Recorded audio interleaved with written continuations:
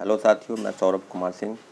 और लगातार हम जिस विषय की चर्चा कर रहे हैं, जो विषय प्रमुखता से आप लोगों के मन में है, छात्रों अभ्यर्थियों के जो चीज़ें हैं जो उनके साथ गलत हुआ है, वो विषय है बीएसएससी द्वारा जो परीक्षाएं ली गई, सचिवालय सहायक की स्नातक स्तरीय परीक्षा। और कोड के अपडेट के संदर्भ में आपको हम बताए थे कि जो हियरिंग हुई है, यानी जो हियरिंग हुई है उसकी जो पूरी पटकथा है वो लिख दी गई है। और आने वाले समय में इसकी पूरी संभावना है कि कोर्ट में जो हियरिंग होगी उसकी क्या क्या संभावना है, इस वीडियो के माध्यम से आपको अपडेट दे रहे हैं।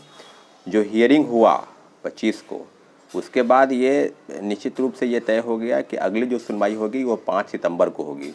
और जो अपडेट है उसमें लॉयर द्वारा जो हमारी बातचीत हुई है, लॉयर ने कहा है कि 28 को, यानी जो रीट की सुनवाई होने वाली है, यानी अश्वनी कुमार और सौरभ कुमार दोनों, यानी 5802 और 2376 CWJC दोनों जो केस मर्ज हुआ था उसकी सुनवाई 28 तारीख यानी कल होने वाली है।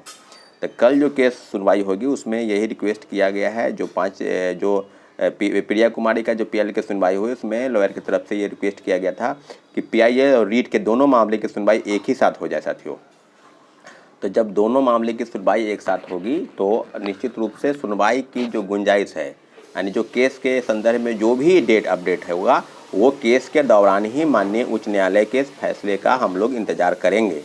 और रही बात कि आने वाले समय में कि क्या क्या होगा, तो पूरी अपडेट आपको इस बात के लिए है कि क्या PIL के मामले में क्या है। तो PIL के मामले में तो हम लोग स्पष्ट कर चुके हैं कि PIL शायद इसलिए किया गया होगा क्योंकि रीट के मामले में लगातार ये क्योंकि PIL की सुनवाई चीफ जस्टिस साहब के बेंच में हो रही थी और रीट की सुनवाई मनोरंजन प्रसाद साहब की बेंच में हो रही थी।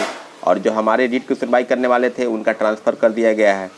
तो हो सके इस चीज़ को लेकर पूरे उपापों की स्थिति बनी रहे कोर्ट में, तो आने वाले समय में इसकी पूरी संभावना है कि 2-3 हियरिंग हो। अरे 5 सितंबर को हियरिंग हो, अगर उसकी पहले, तो हम लोग की पूरी कोशिश है, हमारे लॉयर द्वारा पूरी कोशिश है कि जो डिविजनल बेंच में मामला गया है, यानी चीफ जस्टिस साहब के बेंच में जो मामला गया है, उस मामले में PIL और रीट दोनों की सुनवाई एक साथ हो। कहीं कोई भागने की ज़रूरत नहीं पड़ जाए किसी को कि हमारी तरफ से कि ये कहा जाएगा, उसकी तरफ ये कहा जाएगा।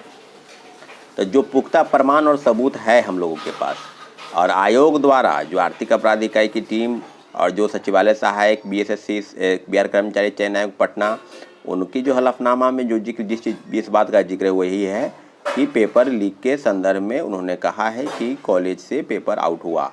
रूम नंबर 7 में कॉलेज से आए थे लोग साथी, और उन्होंने एक प्यून आया और लोगों को मोबाइल सर्कुलेट किया।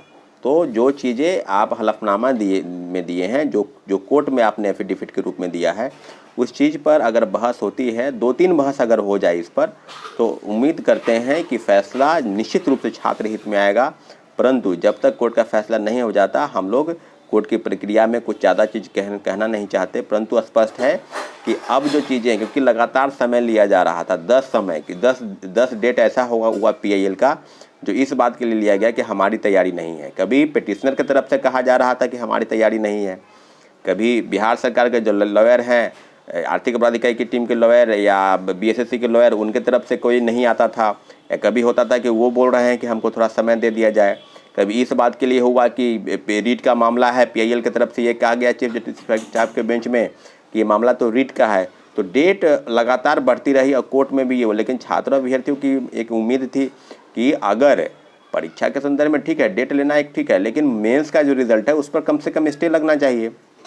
फिर आगे की जो तारीख है उस पर मिलती, उस पर बहस होती, परंतु स्टे भी नहीं लगा। और लगातार इस बात की लगातार वो कोशिश की जा रही है कि डेट पर डेट मिलता रहे, ताकि जो मेन मुख्य बिंदु है वह है रिज़ल्ट को लेकर। और सचिवालय सहायक के मुख्य परीक्षा के रिज़ल्ट का भी जो है तैयारी चल रही है। और साथियों, मुझे लगता है किसी भी दिन रिज़ल्ट आ सकता है।